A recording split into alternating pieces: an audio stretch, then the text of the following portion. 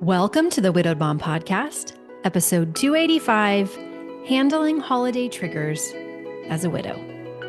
Welcome to the Widowed Mom Podcast, the only podcast that offers a proven process to help you work through your grief, to grow, evolve, and create a future you can truly look forward to.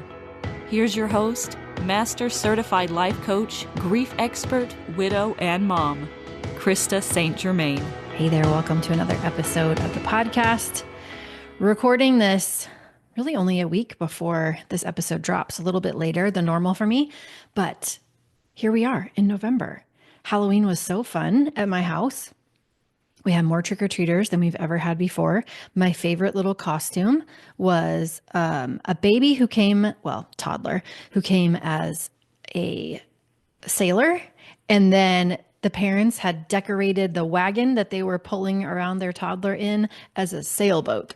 And it was so cute, so cute.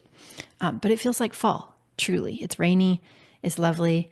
I'm here in my office in a cozy little hoodie and just recording this podcast episode here for you. So happy to be here.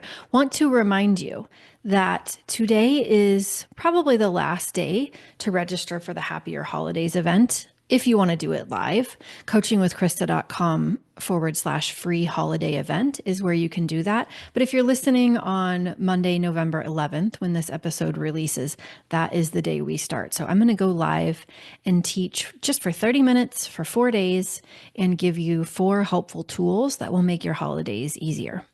And it kind of lends itself well to what we're going to cover in this episode, because I want to specifically talk in this episode about handling holiday triggers as a widow. But there's so much more for you if you come to the Happier Holidays event. And again, this year I just decided to do it all for free. I've done VIP versions in the past, and frankly, I just didn't want to mess with it. I'm taking the easy route. So everybody gets everything for free. So I have a little pop-up Facebook group, some great resources for you, and some great tools. I really don't think that any of us should have to go through the holidays alone. And I think that the more prepared we are in advance, the easier the experience will be. It might not be easy, but it will be easier. And that's what I want for you. So Happier Holidays, it's there for you. coachingwithkrista.com/free holiday event. And then to those of you who were in the Widows Like Us program, hopefully you already know this, but just another reminder that we did decide to sunset that program in favor of a different one called Grief Essentials. I've been looking for the best way to serve people in early grief, widows in early grief. And so Widows Like Us was something that we ran for, I don't know, almost 2 years maybe. And then we've been experimenting with Grief Essentials, which is an 8-week version of that program, more community, the materials delivered a lot faster. And frankly, it's winning out for me. I'm absolutely loving doing it. We're just about to end an 8-week session right now, and we'll be starting another one in January, but it's really designed for people in early grief. So if you were in Widows Like Us, do not worry. Your monthly subscription has already been canceled. You don't have to do a thing. And by the end of November, if you were in that program, we'll be sending you a special link that will have links to all of the Widows Like Us content for the last 12 months. Even if you only paid for 1 month or 2 months, or no matter what you paid for, we're just going to give everybody who was in that program all the pre-recordings of the last 12 sessions that we've done. So hopefully that will help you. And then of course, if you have any questions, you can always come to an Ask Krista Anything call, which I still do once a month. Free, live, public call. You can ask all of your questions and I will help you there. Okay? Okay. So let's talk about holiday triggers. First of all, if you've listened to the podcast for a while, you know that I have a complicated relationship with the word triggers. I'm not always a big fan of this word. Sometimes I feel like we use it against ourselves. We use it in a way that suggests that because something outside of us happens, that now we're powerless. And think of it in a very black and white way. So I really want to encourage you to think of triggers in a much more nuanced way. Think of triggers in a way that serves you. So what do I mean? Specifically as it relates to holidays, what I'm talking about are those kind of unexpected, sometimes surprising things that happen that catch us off guard and we have a response to. Actually, let's call it a reaction. It's probably more accurate than a response. It's really a reaction. So maybe it's a song that comes on the radio. Maybe it's a particular smell. Maybe it's the smell of cinnamon or the smell of pine. Maybe it's the taste of a particular recipe that your person loved. Maybe it's just the sight of the box of holiday decorations, right? It could be anything, but it's something in the external environment happens, and then your body goes back to a time where what you're experiencing in the moment feels undesirable. It's not what you want, right? So maybe all of a sudden you're crying. Maybe all of a sudden your heart rate is beating a little bit faster. Maybe it feels like you got punched in the gut, right? But your body has a response to some sort of trigger in your external environment that reminds you of something in the past, all right? That's what I'm talking about. We really can't control our body's initial reaction to something like that. But what we can control is how we choose to respond to our body's initial reaction. And because the holidays can be so loaded with these kind of sensory triggers, it's a good thing to think about in advance and prepare ourselves for in advance. Because if it's going to happen, right, we're going to have an easier experience of it when we have decided ahead of time how we want to respond to how our body reacts to that trigger. So, what can we do? Here's a few ideas. Let's say something happens, sensory trigger, and a memory comes up. Our normal inclination might be to try to shut it down, to make it go away, to tell ourselves it shouldn't be there. And what I want to offer is that no matter what that trigger is, no matter what happens in your external environment, that you acknowledge your body's reaction to it as normal. You don't make yourself wrong for it. So this is the part where I remember.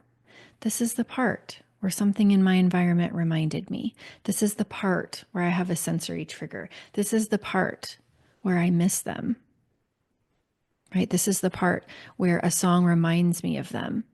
It doesn't really matter how you normalize it. What matters is that you do. Even just giving it a name, normalizing it, acknowledging it, just like I just did, can actually provide relief and lessen that punch that you feel. So acknowledge the experience, normalize it for yourself. I also want you to give yourself permission to choose which experiences you want to expose yourself to and which ones you want to avoid. So I'll give you an example. A very new member in my Mom Goes On program just reached out to me, and she was going to do some of the tapping exercises that I have prepared for the holidays. And she noticed that there was piano music in the background, and her husband used to play the piano every day. It was his thing. And she messaged me to say, hey, is there any way I could get a recording of this without the piano music? Because the piano music, it just takes me right back, and like, it's too painful. Now, I've still got to look and see if I can find those, because I recorded them how long ago, and I'm not sure if I have the originals anymore. But what a great way for her, whether or not I can find the originals or not, she's clearly not going to listen to the ones with piano music. What a great way for her to advocate for herself and choose her exposure, right? You are the expert on you. She is the expert on her. And you know what you're up for. And if you're not up for something, you can decide that that's okay. Please do. Right? It's perfectly okay to not be up for whatever it is that you don't want to expose yourself to. It doesn't mean you're weak. It doesn't mean you're not progressing in your grief. It doesn't mean anything. It means you have decided, this is what I'm up for. This is what I'm not. And you get to be the boss about that. So give yourself permission to choose what you expose yourself to. It's perfectly okay to not expose yourself to things that you don't want to. Okay? And then I want you to consider what could, if you have chosen to expose yourself to something, right? And you kind of know that it's coming. Maybe it's the dining room, where you normally have a holiday meal and you know that just like seeing their chair is going to be a sensory trigger for you. Even if somebody else is sitting in it, right? You just know that seeing that chair that they would typically sit in is going to be not an experience you're particularly excited to have. All right. So I want you to ask yourself, how could I create a positive anchor for myself? How could I be prepared with something that grounds me? It could be something you hold, right? Something that brings you comfort. Maybe you're wearing your wedding ring still, and maybe just your wedding ring will be that positive anchor for you. For, I don't know, probably the first year or so after Hugo died, I wore the fingerprint necklace that I got with his service. And that was a huge anchor for me. Even as I'm talking about it, I'm actually, my hand went straight to my necklace, even though I'm not wearing that particular necklace right now, but it went straight there because that's how anchoring that fingerprint necklace used to be for me. Just holding on to it, right? His name and birth date was on the back and his fingerprint was on the front. And I found that to be very grounding. So what could that be for you, right? It could be a bracelet that you wear. It could be anything you want it to be, but consider what it could be for you. Now, again, you've chosen, right, to expose yourself to whatever this sensory trigger might be. And this is just a way to help support yourself as you're allowing yourself to feel however you feel when you have exposed yourself to that trigger. And there it is. There it is. Okay. So those are some things you can do. Now, also, I want to suggest that you create a resilience plan, a holiday resilience plan of sorts. Think of this as like an emergency kit that you can turn to if and when you find yourself feeling overwhelmed. So here are some things that you could put in your resilience plan, your emergency kit. I love a good grounding exercise. So have a couple of grounding exercises that work for you that you can write down, right, and have ready because you might need to remind yourself. And they're different, different people love different things, but maybe you use the 5, 4, 3, 2, 1 exercise. And you've probably heard of this one. It's where you name 5 things that you can see, 4 things that you can touch, 3 things that you can hear, 2 things that you can smell, and 1 thing that you can taste, right? It is a way of bringing yourself back into the present moment and coming back to your current environment and giving yourself a break from whatever intense experience you were having otherwise, right? So that could be a great example of a grounding exercise. Some other ones I love bilateral stimulation. It's hard to demonstrate on a podcast when you're only just hearing me, but essentially what bilateral stimulation is when you grab any sort of object that is near you. You could grab a pen, you could grab your wallet, your AirPods, like whatever you happen to have. When I demo this, I usually demo it with my AirPods because I always have them nearby in my office. But you hold that object on one side of your body, and then you switch hands. You bring that object towards the midline of your body. And as you're in the middle of your body, you switch hands. So if I started with the object in my right hand, I would hold it out to my side. I would bring it through the midline of my body, and then I would grab it with my left hand, bring it to the left side of my body, and come back to the middle. Again, grab it with my right hand. You're just switching hands in the middle of your body and coming all the way over to the left side, switching hands back to the right side. And you just kind of go back and forth, back and forth. And something like this works really well because, again, it's something you can do easily. You don't have to think very hard when you do it. You're stimulating left brain and right brain, right? And what you'll find is that whatever that intense emotion that you had, it just starts to dissipate. So that's another grounding exercise that you can use. Another one you could do is just to notice your tongue and relax it. And it sounds so weird to say that, but it works so well. Notice your tongue and then soften it, relax it. That helps send the message to your body that you're safe, right? And it's such an easy thing to do. So put some grounding exercises in there. You could write this holiday resilience plan down. Another thing you could do, which I've seen other people do, but I've never actually done myself, is get a little fishbowl. Write down all of these activities or options on a piece of paper and then put them in a bowl or any sort of round container. It doesn't have to be a fishbowl, but any sort of round container. So that when you notice yourself wanting one, you just can go over and grab a piece of paper out of that bowl and do whatever's on it. Maybe it's a grounding exercise. Maybe it's one of the things we haven't yet covered, but you can either write this down, put it in a journal, or you can write it down on individual pieces of paper and put it in some sort of container. Do it that way. Okay. The second thing I would add to that resilience plan is some sort of breathing technique that feels good to you. There are a lot of different breathing techniques out there. Some people like box breathing, where you breathe to the count of 4, exhale, hold it to the count of 4, exhale to the count of 4, and then hold it to the count of 4, right? So you're essentially creating a box. So four counts in, 4 counts hold, 4 counts out, 4 counts hold. I don't particularly love box breathing, but some people do. My favorite breathing technique is simply to make my exhale longer than my inhale.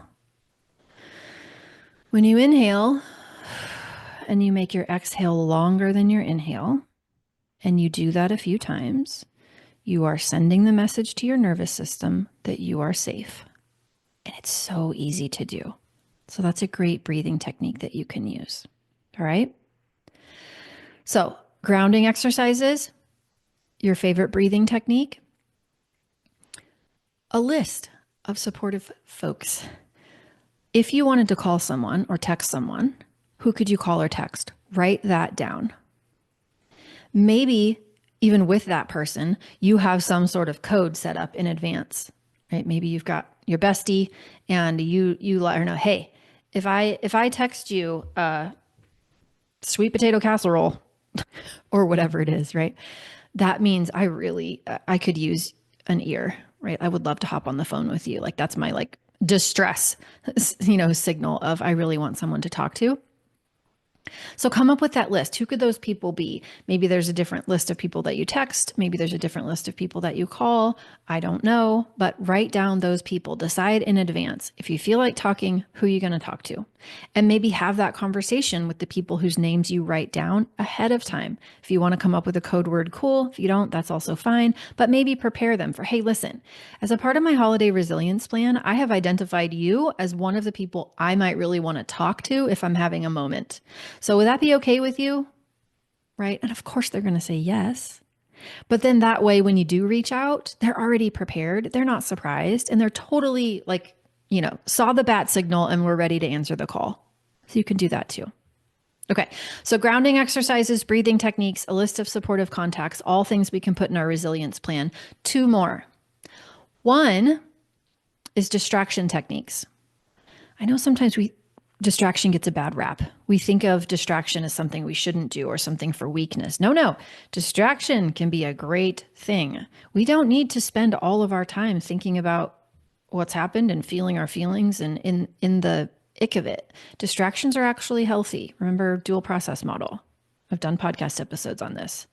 What could be some positive distractions, some healthy distractions that would get your mind away from whatever it is you want to get your mind away from, whatever the trigger might be, right? Maybe it is a movie that you love. Maybe it's not a holiday movie, by the way. It doesn't have to be a holiday movie. Maybe it is a puzzle that you want to go and work. Maybe it's some sort of hobby that you have or a book that you want to read. It doesn't really matter what it is, but what would help you distract yourself? Maybe it's a quick walk around the neighborhood or you hop on your treadmill for 2 minutes. It doesn't have to be big, but it's something that gets you away from the intensity of whatever was happening. So give yourself some options there. And then lastly, I want to encourage you to set some boundaries. Don't be afraid of setting boundaries. If there are things that feel heavy to you and you don't want to deal with them, there are people that feel heavy to you and you don't want to deal with them, that's okay. You get to be the boss of this life that you're living. So if there are traditions that you're not up for, if there are gatherings that you're not up for, you are absolutely allowed to say no. You are allowed to change the way that you do things, to prioritize what feels best for you. And also, you can do that knowing you can change your mind at any time. Remember that too. So do a little scan through what's coming your way this holiday season. And where might you want to say no? Where might you want to set some sort of a boundary? And that might mean, hey, I am going to go to X, Y, or Z event, but where I would normally stay all day, this year I'm going to stay for 2 hours, right? Or I am going to say no to this thing. It can be whatever you want it to be. I just want you to think about it in advance and make choices in advance that feel good to you, and then have your own back about it. What will make that plan right for you is that you decide it's the right plan for you. That's it. Other people don't have to agree. They don't have to understand. They can actively disagree and tell you that they don't think you're doing it right. I'm really much less interested in their opinion and really much more interested in your opinion. Does it feel right to you? Okay, that's what makes it right. All right. So no right or wrong as we go into the holidays. However you experience it is right for you if you decide that. Consider, what am I going to do if there is a sensory trigger that happens? I'm going to acknowledge it, right? This is the part where I'm going to decide, choose my exposure. I'm going to decide what I'm up for and what I'm not. And then you might consider bringing in some sort of positive anchor, just like I had that necklace. What could that be for you? And then holiday resilience plan, your little emergency plan, your emergency kit, some grounding exercises, some breathing techniques, some supportive folks that you identify in advance, some healthy distractions that you identify in advance. And then boundaries, boundaries, boundaries. You get to be the boss. If you're not up for it, you're just not up for it. It doesn't mean anything. It just means you're taking good care of yourself. Okay? Okay. That's what I have for you this week. Remember, I love you. You've got this. Take care, and I'll see you next week. Bye-bye. If you like what you've been hearing on this podcast and want to create a future you can truly get excited about even after the loss of your spouse, I invite you to join my Mom Goes On coaching program. It's small group coaching just for widowed moms like you, where I'll help you figure out what's holding you back and give you the tools and support you need so you can move forward with confidence. Please don't settle for a new normal that's less than what you deserve. Go to coachingwithkrista.com and click Work With Me for details and next steps. I can't wait to meet you.